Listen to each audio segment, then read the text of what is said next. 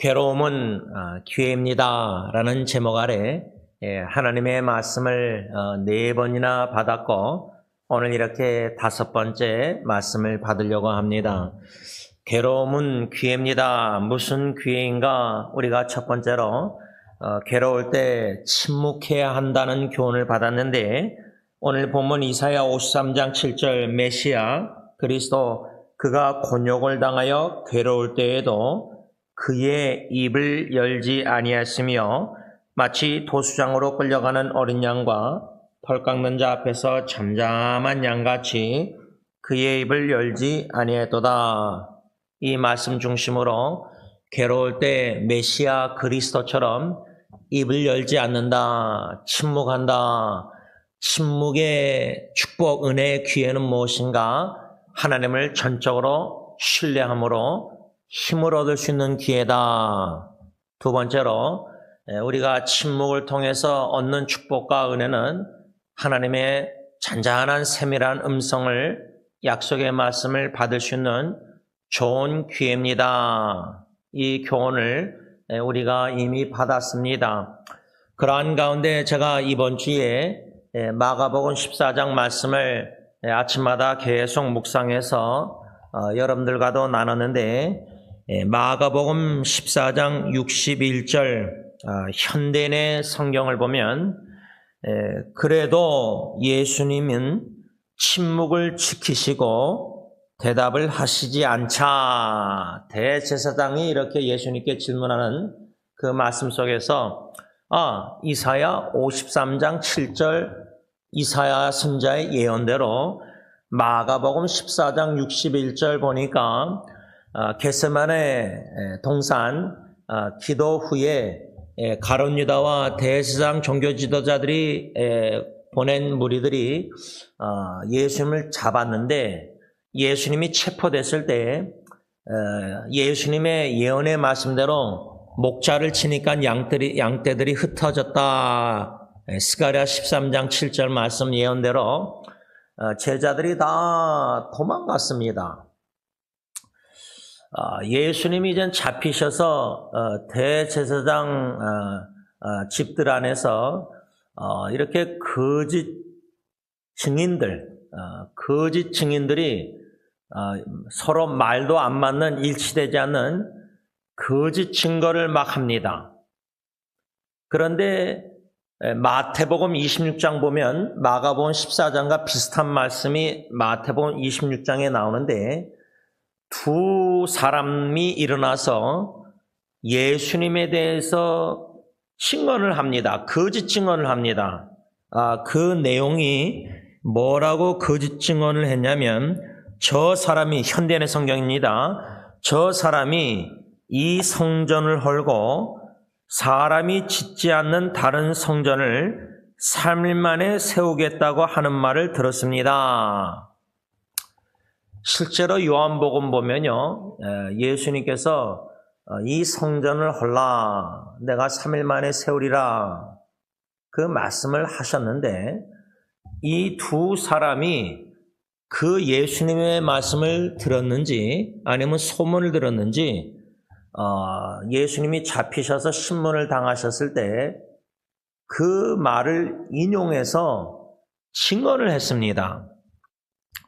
그런데 성경은 그 두 사람의 그 증언을 또한 거짓 증언이라고 말씀하고 있습니다. 다시 말하면 예수님이 체포돼서 신문을 당하고 계셨을 때 많은 사람들이 예수님에 대해서 거짓 증언을 하다가 그 중에 2명이 일어나서 이 성전을 헐라 내가 3일 만에 다시 세우리라 예수님이 친히 하신 말씀을 증언했는데 그것을 이제 성경은 거짓 증언이라고 말씀하고 있습니다. 그래서 거짓 증인들이 거짓말로 증언을 하였을 때 현대인의 성경은 불리한 증언을 예수님에 대해서 불리한 증언을 하였을 때 침묵하셨다 그 말입니다. 여러분 멀리 딴 교회 안에서 예를 들자면 적용할 때 멀리 이웃들 말고 가까운 이웃인 교회 형제자매들, 성도들, 뭐 소그룹이든 뭐 하여튼 교회 안에서 형제자매들이 나에 대해서 불리한 거짓말을 했다. 제가 왜 이렇게 좀 적용하냐면요. 여러분 상대방 형제자매의 성도들에게 직접 듣지 않은 말을요. 제3자를 통해서 들으면은 100% 똑같은 말을 들을 수가 없습니다. 한 단어라도 틀린 말을 섞어서 들을 수밖에 없습니다. 그래서 상대방에게 직접 듣지 않고 성도들 다른 사람에게 다른 성도에 대해서 건너뛰어서 들으면요. 그거는 100% 진실된 바른 증언, 바른 말이 아닐 확률이 거의 저는 100%까지 될지 모르겠는데 충분히 그럴 수 있다고 생각합니다. 그런데요, 교회 안에서는 둘째치고 가정에서도요, 자녀들이 엄마 아빠한테 하는 말들 보면요, 자식이 다 다르지 않습니까? 보는 관점이 주관적이 다르기 때문에 한 무슨 사건, 가정의 어려운 일도요, 보는 관점이 다르기 때문에 다르게 말합니다. 뭐 자녀는 둘째치고요, 부부 관계도요, 보면은 아내가 이렇게 말할 때 남편은 남편의 입장에서 듣습니다. 그러면 아내의 한마디를 남편은 자기의 입장에서 생각을 섞어서 생각을 하기 때문에 아내의 말도 100% 남편이 그대로 듣지 못합니다. 섞어서 듣습니다. 예를 들자면 제가 저희 부부 얘기를 이제 아내 허락 없이 안 하려고 하니까 다르게 또 얘기를 해야 되는데 아내가 한마디 하면요, 저는 남편으로서 제 입장에서 제 해석에서 듣습니다. 아내 말을 100% 아내 입장에서 고지 들을 수 있는 능력이 아직 100% 없습니다, 저는. 근데 결혼 생활 60년, 70년 해도요, 남편이 아내가 한마디 하면 상대방 배우자는 100% 고지고대로 듣지 못하고 자기 입장에서 왜 내 아내가 내 남편이 저렇게 말할까? 그 생각이 탁 들으면은 그걸 섞어서 남편 말을 듣습니다.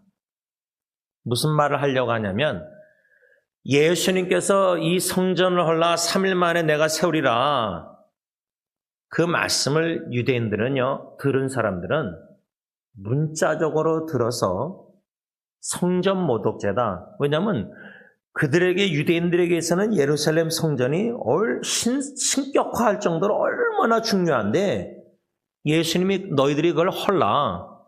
이건 큰 범죄였습니다. 그 당시에. 지금이야 뭐 교회 건축할 때 건물을 다 헐어버리고 새롭게 기초부터 지읍시다 하면 얼마나 좋아해요. 근데 그 성전을 예를 들자면 제가 자라나면서요. 아버님, 할아버지, 할머니 시대 때는 이 성경책을요. 얼마나 귀하게 여겼냐면은 그러니까 말씀이 중요하지만 그 성경책에 써 있는 하나님의 말씀이 얼마나 중요하고 사랑하고 귀하게 여겼으면 이 성경책도 함부로 차 안에 두고 넣고 뭐 어디다 이렇게 하찮게 집안에 화장실에 올려놓고 이러지 않으셨어요. 화장실에 어떻게 더러운 화장실에 성경책을 놓고 읽어요. 예를 들자면 옛날에 그렇죠? 그러면 그런 식으로 생각하면 2000년 전에 1세기 때 예수님 세대 때 시대 때 유대인들이 성전을 구약부터 성전 세웠을 때부터 솔로몬 시대 때 성전 졌잖아요.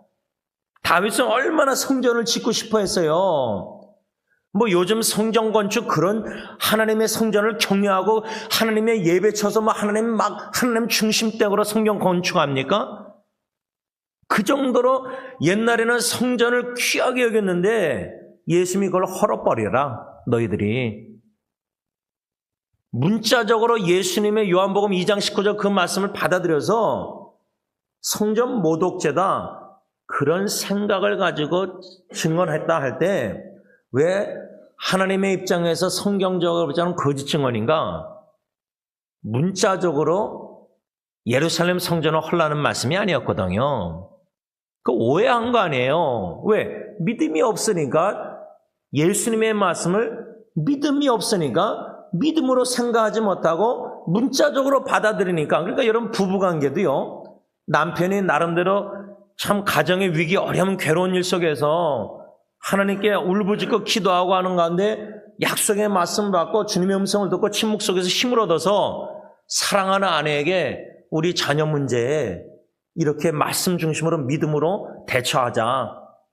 그런 의도로 남편이 침묵하다가 기도하는 가운데 말씀 받고 아내한테 성경 구절 받은 말씀을 나누면서 이렇게 결정하자. 예를 들면 제가 주의 인자하심이 생명보다 나음으로 내 입술이 주를 찬양할지로다. 시편 63편 3절 말씀 받고 아내한테 은혜 받은 걸 나누면서 아기를 빨리 죽게 하기로 결정하자 할 때 아내가 따르지 않고 그 말을 그대로 믿음으로 안 받고 인간적 엄마의 입장으로 감정으로 아기 끝까지 빨리 죽게 하지 말고 천천히 죽게 하는 결정 주일날 제 말을 안 따를 수가 있었잖아요. 아내가요.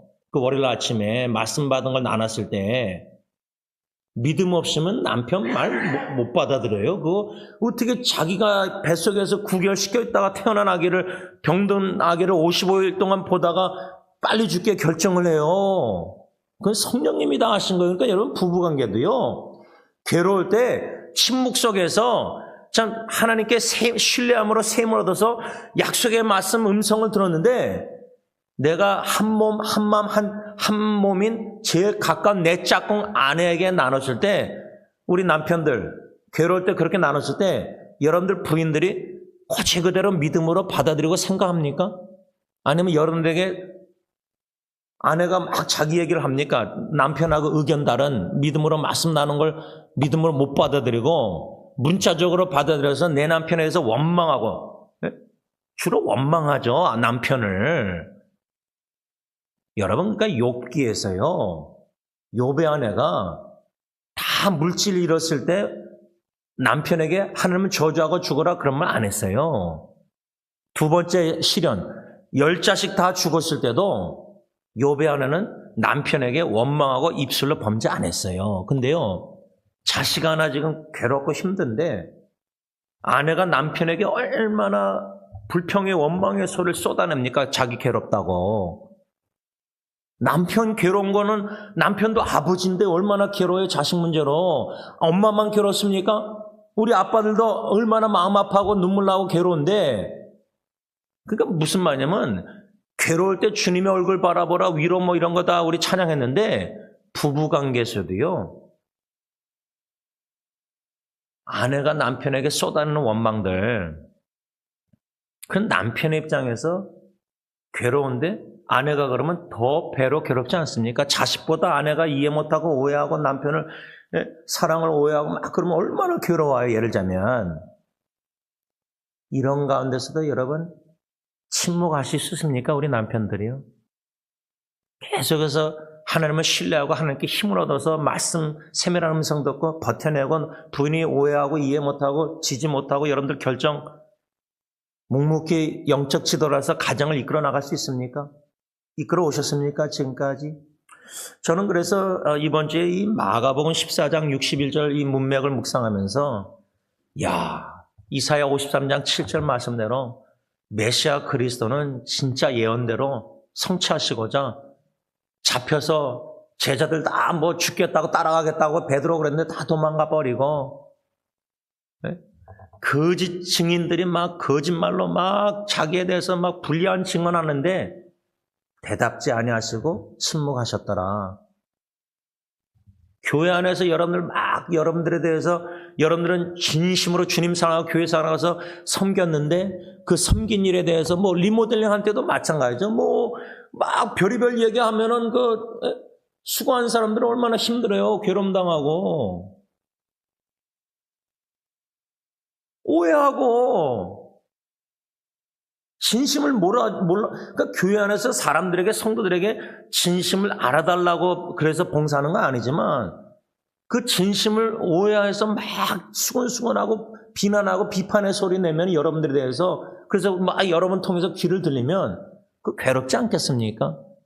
그런데 여러분 그러면 억울해서라도, 변명해서라도 아닙니다. 저 진심으로 교회 사랑해서 이렇게 봉사한 겁니다. 본능이 그 부부관계에서는 본능대로 막 말하잖아요. 쏟아내잖아요. 우리 남편 아내에게. 적어도 남편들은 아내한테 안 하면 아내들은 남편한테 막 쏟아낼 거 아니에요. 그리고 우리 남편들 예수님처럼 대답지 아니하고 그 와중에서도 아내가 그렇게 오해하는데, 내 진심 사랑을 오해하는데 침묵하고 주님만 신뢰하고 주님의 음성 말씀 듣고 믿음으로 꾸준히 그렇게 견뎌나갈 수 있습니까? 저는 두 번째로 괴로울 때 침묵뿐만 아니라 오늘 본문 이사야 53장 8절에 그가 곤욕과 신문을 당하고 끌려갔으나, 마가복음 14장 차표돼서 끌려가서 신문당하잖아요. 싸네드린 공회 대장들, 그 종교지도자, 서기관들, 장로들, 그들의 목적이 뭐예요? 마가복음 14장 보면 현대의 성경은 예수님을 사형당하게 만들려고 로마 총독, 로마 정부에게, 그때 로마가 다스리고 있었으니까 유대 이스라엘을, 유대인들이 자기들의 법정 속에서 예수를 죽일 수가 없었잖아요. 사형시킬 수 있는 권한이 로마 정부에게 있었잖아요. 그래서 십자가 처형시키려고 그렇게 거짓 증인들까지 매수해가지고 분명히 그렇게 했을 거 아니에요. 그런 와중에 그 세대 중에 누가 생각하기를 그가 메시아가 산자의 땅에서 끊어짐, 산자들 땅에서 끊어졌잖아요. 육신에 죽어서 십자가 무덤에 3일 동안 계셨잖아요. 끊어짐은 마땅히 뭐요? 형벌받을 내 백성의 허물을 인함이라 했으리요. 그러니까 예수님의 신문당한 핍박, 환난, 괴로움, 다 모든 고통도 십자가의 죽으심, 이런 모든 거 우리가 예수님을 묵상할 때 예수님이 왜 죽으셨는가? 왜 예수님이 억울하게 그런 모든 거짓 증언들의 불리한 증언을 받으시고 죄 없으신 분이 죄인 취급당하면서 성전 모독죄로 어떻게 예루살렘 성전을 허물라고 말하느냐?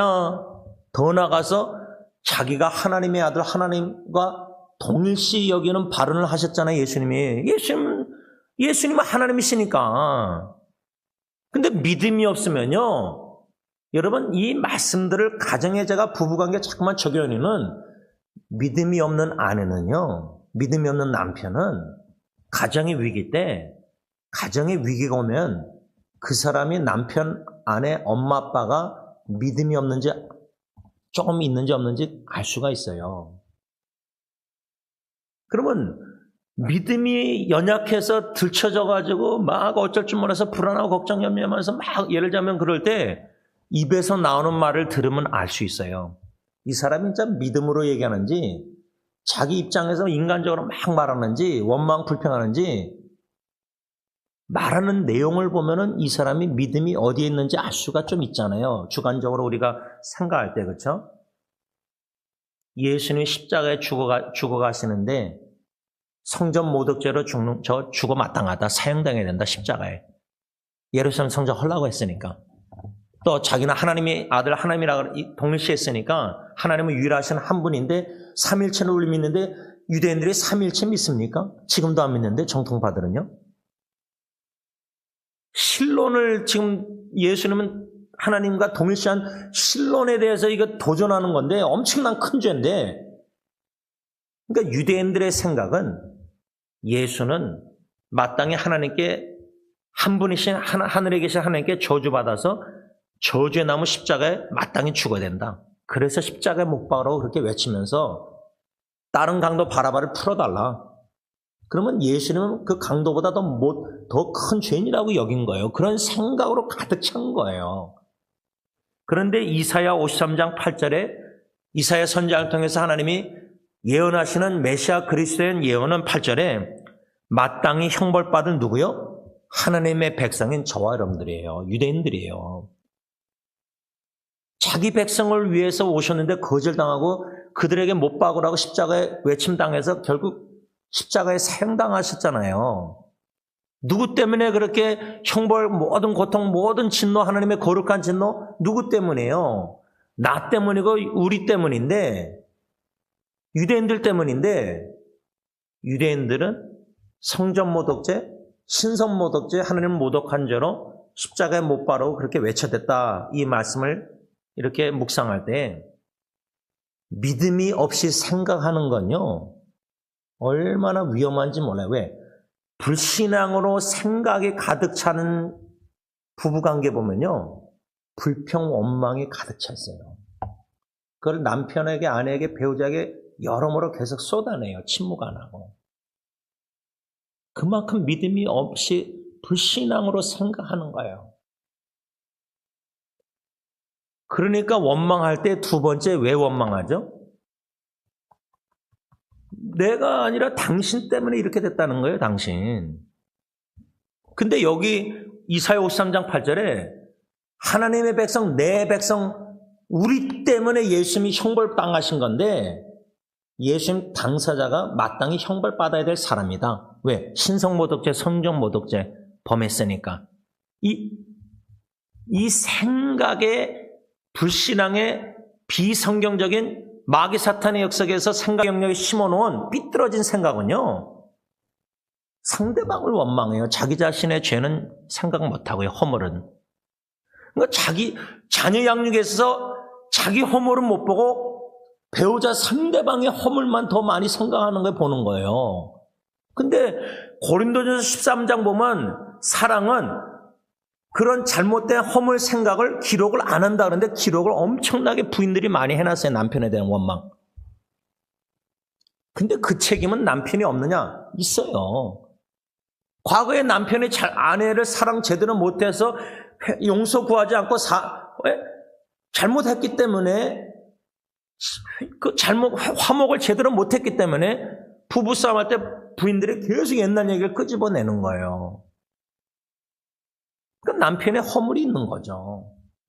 제가 왜 자꾸만 이렇게 부부관계 적용하냐면 이 이사야 53장 8절에 마땅히 형벌받을 내 백성의 허물 때문에 메시아 그리스도가 그런 모든 괴로움을, 신문을, 공욕을 당했는데 우리 부부관계 가정에 보면 자녀들 문제 보면요,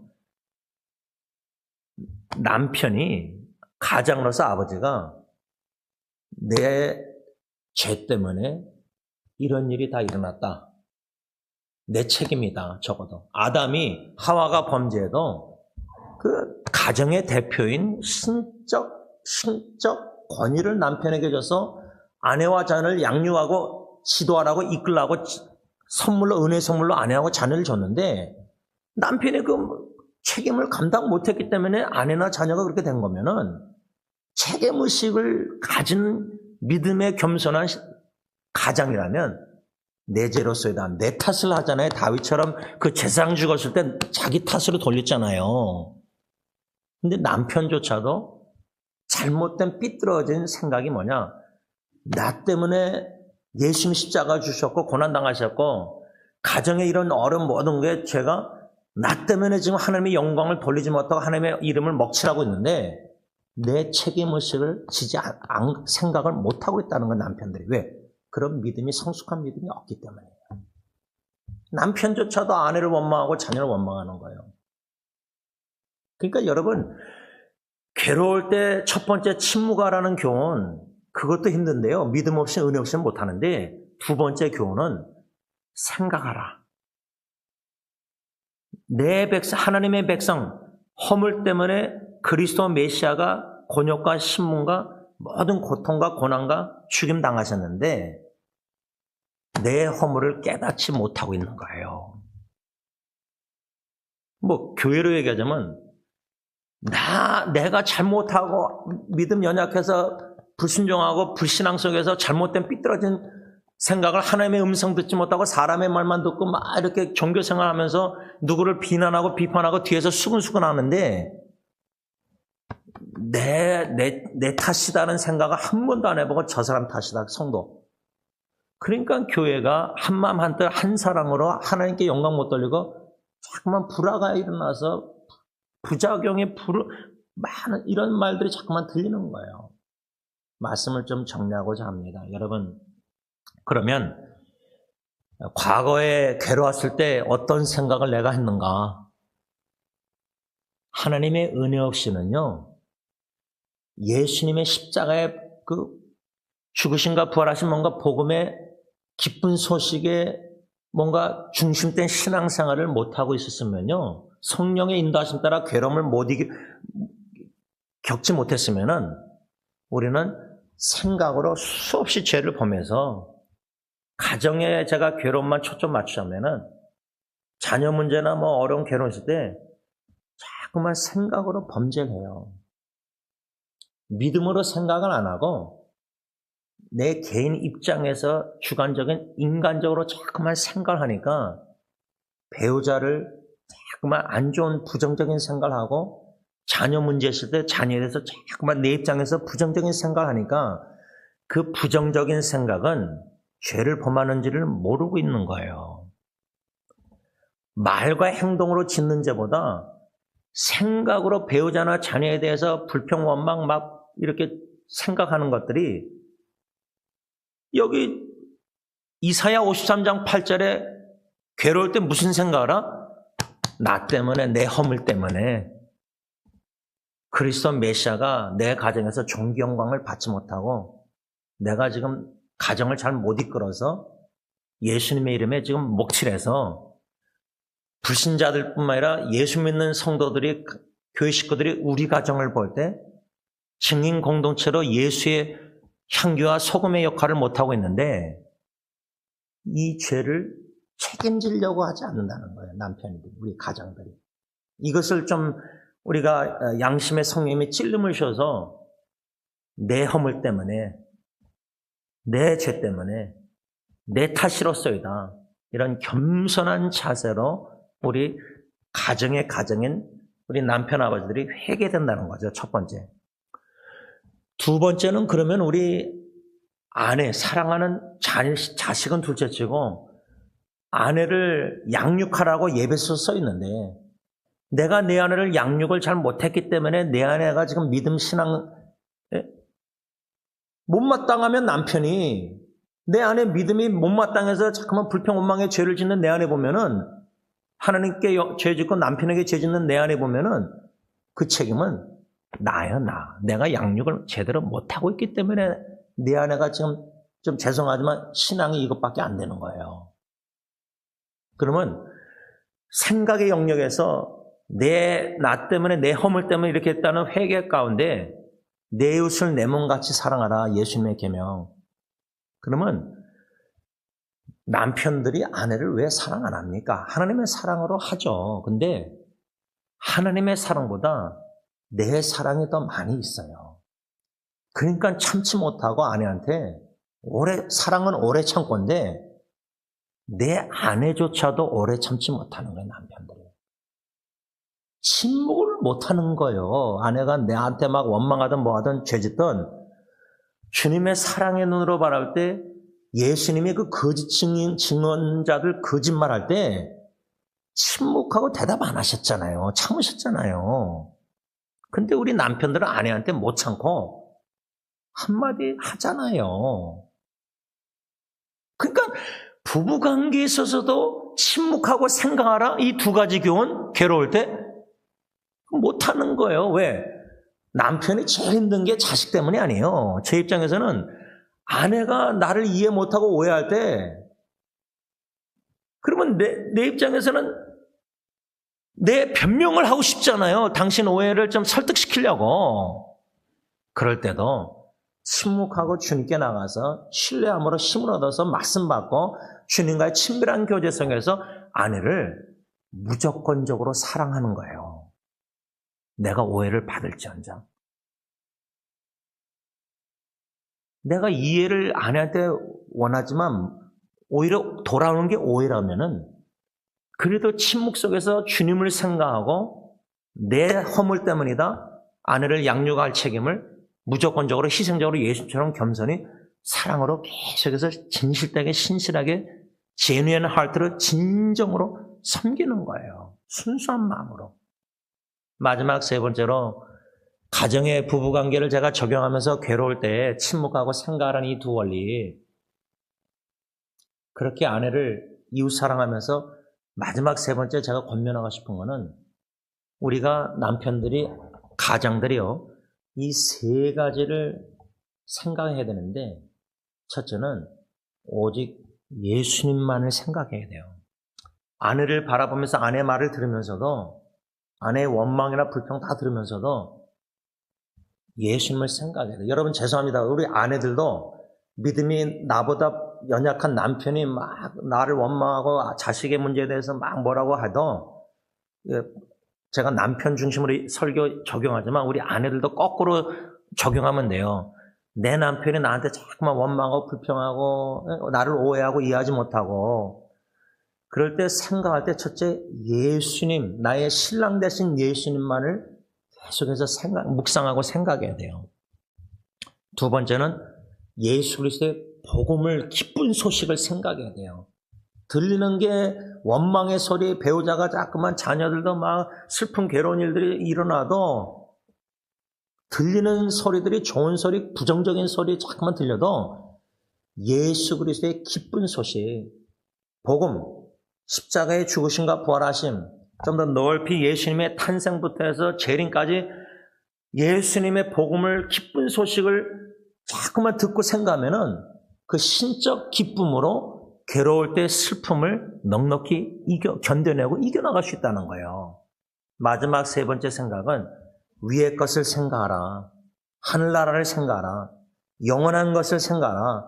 순간적인 것을 생각하지 말고, 그리할 때 수요예배 때 원로 목사님, 하나님이 우리를 선택하신 목적 네 가지를 제가 요약했잖아요. 그 중에 하나가 예수님의, 하나님의 아들 형상, 예수 그리스도의 형상, 베들레헴에 태어났을 때, 연약할 때, 죽으셨을 때 고난, 그게 아니라 예수님의 영광스러운 영적인 몸을 입을 우리 그 예수님의 영광스러운 예수님을 생각하라. 영광스러운 몸을 입을 거 아니에요. 예수님 재림할 때 호련히 부활하고 변화돼서 몸의 속량을 우리가 기대하잖아요. 더 이상 죄도 안 짓는 연약하지, 노아가 돼서 죽는 몸이 아닌 영광스러운 몸과 거룩한 흠이 없는 영광스러운 교회 신부가 돼서 예배 서서 새하늘과 새 땅에서 영원히 살 거 아니에요. 그런 위의 것, 하늘나라 것, 영원한 것을 생각함으로 순간적인 죽음이나 질병이나 고통이나 괴로움이나 정신이나 모든 이런 이 땅에서의 순간적인 것들을 넉넉히 이겨나가는 저와 여러분들이 될 수 있기를 바랍니다. 기도하겠습니다. 하나님 아버지, 괴로울 때 생각하라. 하나님의 백성, 내 백성의 허물로 인해서 예수님이 모든 고난과 곤욕과 신문과 괴로움과 심지어 죽음을, 십자가에 처형을 당하셨는데, 이스라엘 유대인 백성들은 신성 모독죄와 성전 모독죄로 예수 나사렛 예수는 저주의 나무, 하나님께 저주를 받아 마땅히 형벌받아 저주의 나무에 죽어야 된다고 생각했습니다. 불신앙의 생각이 이렇게 무섭습니다. 그런데 이런 유대인들의 불신앙의 무서운 생각을 가정 부부관계에 적용할 때 얼마나 불신앙으로 생각해서 하나님께 입술로 마음으로 배우자에 대해서 얼마나 원망하며 범죄를 하고 있습니까? 이 죄를 너무나 가볍게 여기는 죄를 또 범하고 있습니다. 우리는 죽을 때까지 입술로, 행동으로 뿐만 아니라 생각으로, 불신앙의 생각으로, 원망의 생각으로, 불평의 생각으로 끊임없이 죽을 때까지 죄를 범할 것입니다. 그 범하는 죄의 숫자가 하나님의 은혜로 믿음이 성장해 나갈 때 그 생각의 죄가 숫자가 좀 줄어들 수 있겠지만은 더 생각의 죄를 범하는 깨달음은 더 많아지고 더 커질 겁니다. 그렇기 때문에 우리는 예수님만 생각할 수밖에 없고, 복음만 생각할 수밖에 없고, 십자가의 보혈 죽으심을 생각할 수밖에 없고, 사죄 확신을 가지고 더 위의 것을 생각할 수밖에 없습니다. 이 땅에서는 죽을 때까지 생각으로 범죄할 텐데, 영원한 나라 가면은 고린도서 13장 말씀처럼 생각으로, 사랑은 나쁜 것을, 죄를 기록하지 않는다고 하는데, 평생 부부 생각을 하면서 안 좋은 상처 생각 기록을 너무나 깊이 해놔서 부부 갈등할 때마다 18번으로 자꾸만 입술로 생각으로 범죄해서 서로 사랑하지 않고 존경하지 않고 무시하고 아내를 내 몸같이 사랑하지 않고 자꾸만 우리는 마땅히 형벌 받아야 된다는 나 때문인데 내가 마땅히 내 죄 때문에 형벌을 예수님이 받았는데 부부관계에 있어서도 상대방에게 마땅히 그런 형벌을 컨시퀀스를 받아야 된다는 생각을 우리가 할 때가 있습니다. 이렇게 우리 남편들은 아내를 예수님처럼 교회를 사랑 못합니다. 할 능력이 우리에게는 없습니다. 성령의 열매의 사랑, 로마서 5장 5절 갈라디아서 5장 22절 그 열매를 더욱더 맺어주셔서 하나님의 사랑으로 더욱더 충만해져가는 성령 충만해져가는 우리 남편들, 아버지들, 아내와 자녀를 하나님의 사랑으로 이웃을 내 몸같이 사랑할 수 있는 죽을 때까지 사랑을 배워서 사랑의 통로가 되어서 죽은 후에 우리 아내와 자녀들이 우리를 생각할 때 예수님의 사랑만을 추억에 담고 인간적인 남편의 사랑을 다 이겨나가서 극복해서 지워주셔서 예수님의 사랑과 작은 예수의 모습을 추모할 수 있는 놀라운 축복을 은혜를 베풀어 주셨기만을 예수님의 이름으로 간절히 기도를 올리옵나이다. 아멘.